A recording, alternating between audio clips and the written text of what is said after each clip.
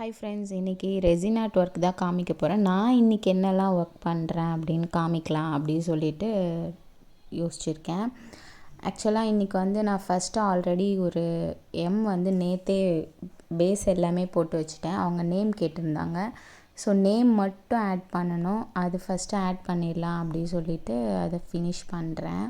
So அவங்க வந்து blue பிடிக்கும்னு சொல்லியிருந்தாங்க. ஸோ அதனால் ப்ளூ வித் ஒயிட் கொடுத்துருந்தேன். ஸோ அதில் நேம் மட்டும் இன்சர்ட் பண்ணிடலாம், அப்படி அது ஃபினிஷ் பண்ணிடலான்னு சொல்லிட்டு தான் பண்ணிகிட்ருக்கேன்.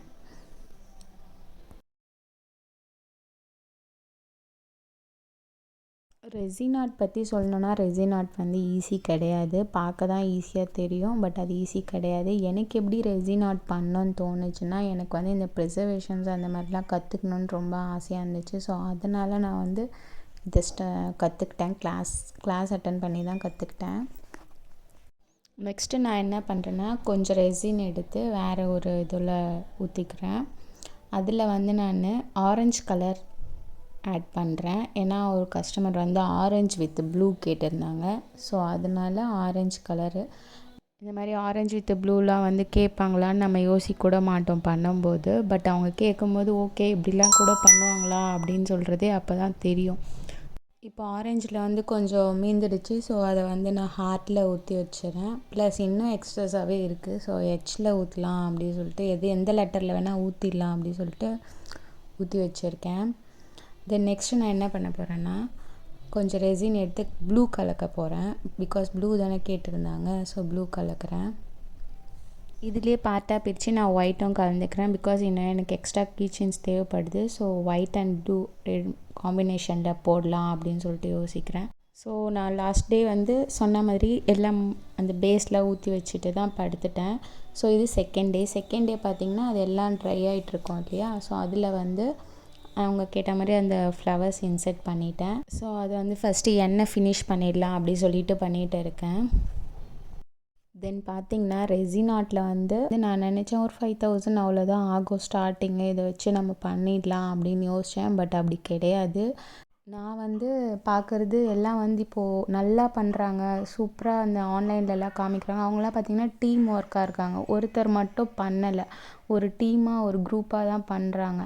பட் ஆனால் நம்ம வந்து ஹவுஸ் ஒய்ஃபாக இருக்கவங்க வந்து நம்ம சிங்கிளாக தான் பண்ணுறோம். ஸோ அதனால் அவங்க வந்து சக்ஸஸாக பண்ணுறாங்க அப்படின்ற மாதிரி எனக்கு ஃபீல் ஆகுது. நான் வந்து எப்படின்னா, கஸ்டமர் இப்போ ஆர்டர் வந்து இப்படி எனக்கு வேணும் அப்படி எனக்கு வேணும் அப்படி சொல்லிட்டாங்கன்னா அது வந்து நம்ம ஈஸியாக பண்ணிடலாம். அவங்க கேட்குறத அப்படியே அளவுக்கு எக்ஸாக்டாக பண்ணிடலாம். இல்லைனா நம்மளாக ஓனாக யோசித்து தான் பண்ணோம். ஸோ யோசிக்கிறது வந்து டக்குன்னு பண்ண முடியாது இல்லையா. இன்னொரு விஷயம் என்னென்னா, நம்ம யோசிக்கிற மாதிரி கஸ்டமருக்கு பிடிக்குமா அப்படின்றதும் நம்மளுக்கு கரெக்டாக எக்ஸாக்டாக தெரியாது இல்லையா. கஸ்டமர்ஸ் வந்து நம்ம என்ன யோசிக்கிறோமோ அதை தான் வாங்குவாங்க அப்படின்னும் நம்ம சொல்ல முடியாது. ஸோ அதனால் கொஞ்சம் திங்க் பண்ணி தான் யோசித்து தான் பண்ணோம் ஒன்றும்.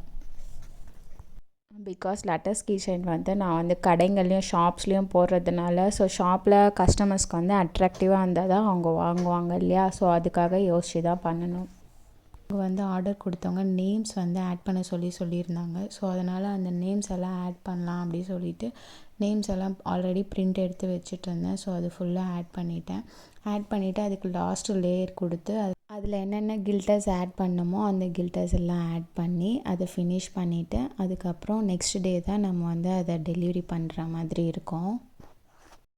அப்புறம் பார்த்திங்கன்னா ரெசின் ரேட்டும் அதிகம். அப்புறமா அதில் யூஸ் பண்ணுற கில்டர்ஸாக இருக்கட்டும், மோல்டுங்க ரேட்டாக இருக்கட்டும், எல்லாமே அதிகம் தான். ஸோ நம்ம வந்து அது கம்மியாக கொடுத்தோன்னா அதுக்கும் நம்மளுக்கு அந்த ப்ராஃபிட் வராது. ஸோ அதனால் ரேட் ஃபிக்ஸிங் பண்ணும்போதே நம்ம வந்து ஓரளவுக்கு கரெக்டாக பண்ணி கொடுக்கணும். நெக்ஸ்ட்டு என்னென்னா, ரெசின் ஆர்ட் வந்து பார்க்குறதுக்கு ஈஸியாக இருக்க மாதிரி தான் இருக்கும். ரெசின் ஆர்ட் ஈஸி கிடையாது. அது வந்து நம்ம லேயர் பை லேயராக தான் போகணும். ஒன்றும் நம்ம வந்து ஒரு சின்ன மிஸ்டேக் பண்ணால் கூட அதுக்கும் லேயர் பை லேயராக தான் போகணும். ஸோ அதனால் அது வந்து ஈஸி கிடையாது. ஆனால் கஸ்டமர்ஸ் கிட்ட நம்ம ரேட் வந்து அந்த மாதிரி சொல்லி வாங்க முடியாது. அதை அக்செப்ட் பண்ணிக்க மாட்டாங்க. அவங்க இதுக்கு இவ்வளோவா அப்படின்னு தான் கேட்பாங்க. ஸோ அதுவும் ரேட் ஃபிக்ஸிங்கும் கொஞ்சம் நம்ம நார்மலாக பண்ண முடியாது. இப்போ ஆன்லைனில் சொல்கிற மாதிரிலாம் நம்ம பண்ண முடியாது, நேரில் விற்க முடியாது. ஆல்ரெடி இது பண்ணிகிட்ருக்கவங்க வந்து அப்கிரேட் ஆகிட்டே போயிட்டே இருப்பாங்க. ஸோ நியூவாக இருக்க நம்ம வந்து ஸ்டக்குன்னு அதெல்லாம் பிக்கப் பண்ணுற மாதிரி இருக்கும். ஸோ அமௌண்ட் வந்து இன்க்ரீஸ் ஆகிட்டு நம்ம வாங்கிட்டே இருக்க மாதிரி தான் இருக்கும் நியூவாக திங்ஸ் எல்லாமே. அவங்களாம் ஆல்ரெடி மோல்ட்ஸ் வச்சிட்ருப்பாங்க. அவங்க புதுசு மட்டும்தான் பை பண்ணுவாங்க. நம்ம வந்து அப்படி கிடையாது. இருக்கிறதையும் வாங்கணும், புதுசையும் வாங்கணும், அந்த மாதிரி இருக்கும். ஸோ எல்லாமே நம்மளுக்கு இன்வெஸ்ட்மெண்ட் எக்ஸ்ட்ராவாக ஏற்றுட்டு போயிட்டே இருக்க மாதிரி தான் இருக்குது. அண்ட் தென் இன்னொன்று என்னென்னா, நான் வந்து ஷாப்பு இருக்கிறதுனால நான் ஷாப்லலாம் போட்டுறேன். மற்றபடி ஆன்லைன் அதெல்லாம் நம்ம வந்து பேஸ் பண்ணியே சேல்ஸ் பண்ண முடியாது ஃபுல் அண்ட் ஃபுல்லாக. ஸோ அதனால் அதையும் நம்ம யோசிச்சுக்கணும். பட் ஆனால் ஒரு விஷயம் நம்ம கற்றுக்கிட்டோன்னா அது எப்போவுமே வந்து நம்மளுக்கு யூஸ் இல்லாமல் போகாது. என்றைக்கா இருந்தாலும் அது யூஸ்ஃபுல்லாக தான் இருக்கும். ஸோ இப்போது நம்மளால் அதை இது பண்ண முடியலனாலும் கண்டிப்பாக ஃப்யூச்சரில் அது டெவலப் ஆகிட்டு தான் இருக்கும். ஸோ அதை வந்து நம்ம ட்ரை பண்ணிகிட்டே இருக்கணும். அதுலேருந்து நிறைய புதுசாக கற்றுக்கிட்டே இருக்கணும் அப்படின்றது மட்டும்தான் என்னோடய கான்செப்ட். ஸோ அதனால் நான் வந்து கண்டினியூ பண்ணிகிட்டே இருக்கேன். இப்போது இது நெக்ஸ்ட் டே. இப்போ எல்லாமே வந்து நல்லா ட்ரை ஆகிடுச்சு. ஸோ ரிமூவ் பண்ணுற ஸ்டேஜில் தான் இருக்குது. ஸோ ரிமூவ் பண்ணிவிட்டு அதில் இருக்க எக்ஸஸ் பார்ட்டெல்லாம் வந்து கட் பண்ணி எடுத்துடுறேன். ஏன்னா அதெல்லாம் எடுத்தால் தான் அந்த ஃபினிஷிங் வரும் இல்லையா. ஸோ அதனால் நம்ம பண்ணும்போது பார்க்கறத விட அது ஃபினிஷிங் ஆகிட்டோன்னா அதை செக் பண்ணிங்கன்னா அது வந்து டிஃப்ரெண்ட் லுக்கில் சூப்பராக தெரியும். அந்த ஒரு கிளாஸியாக இருக்கும். ஆக்சுவலாக நான் வந்து ஃபோட்டோ வச்ச கீ செயின் தான் பண்ணிகிட்ருக்கேன். பட் இப்போ வந்து நம்ம பக்கத்தில் இருக்க கடை, அப்புறமா ஃப்ரெண்ட்ஸோட கடைங்களில் வந்து லெட்டர்ஸில் கீ செயின்ஸ் பண்ணி தர சொல்லி கேட்டிருந்தாங்க. ஸோ அதனால் இப்போ அதை ஸ்டார்ட் பண்ணியிருக்கேன். லெட்டர்ஸில் பண்ணுறதுக்கு பண்ணி கொடுத்துட்ருக்கேன்.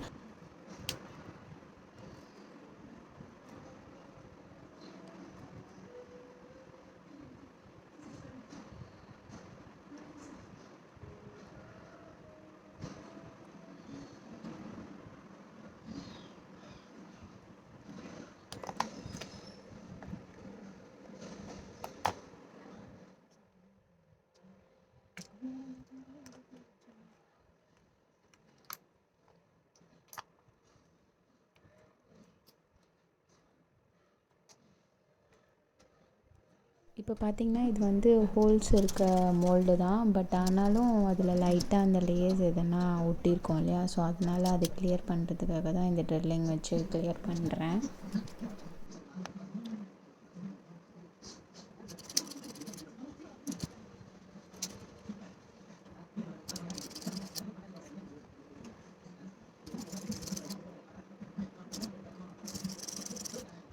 ஃபைனலாக எல்லாம் முடிஞ்சிருச்சு. இப்போ வந்து இந்த கிட் வச்சு இந்த ஷார்ப்னஸ் எல்லாத்தையும் வந்து ஸ்மூத் பண்ணுறேன். எட்ஜஸ் வந்து அப்போ தான் நம்ம கையில் ஷார்ப்பாக படாது. ஸோ அதுக்காக இப்போ நெக்ஸ்ட்டு நம்ம வந்து கோல்டு கோட்டிங்கோ இல்லை சில்வர் கோட்டிங்கோ வந்து அந்த எட்ஜஸில் கொடுத்துக்கலாம். அது நம்மளோட இஷ்டம்தான்.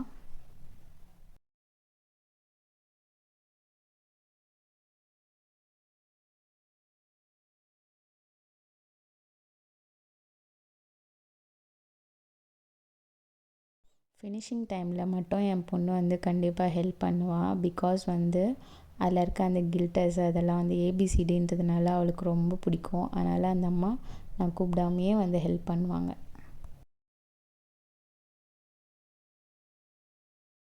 ஹாய் ஃப்ரெண்ட்ஸ், இதுதான் இதோட ஃபைனல் அவுட்புட். எப்படி இருக்குன்னு கமெண்ட் பண்ணுங்கள், லைக் பண்ணுங்கள், ஷேர் பண்ணுங்கள். பிடிச்சிருந்தா சப்போர்ட் பண்ணுங்கள். தேங்க்யூ ஃப்ரெண்ட்ஸ், பாய்.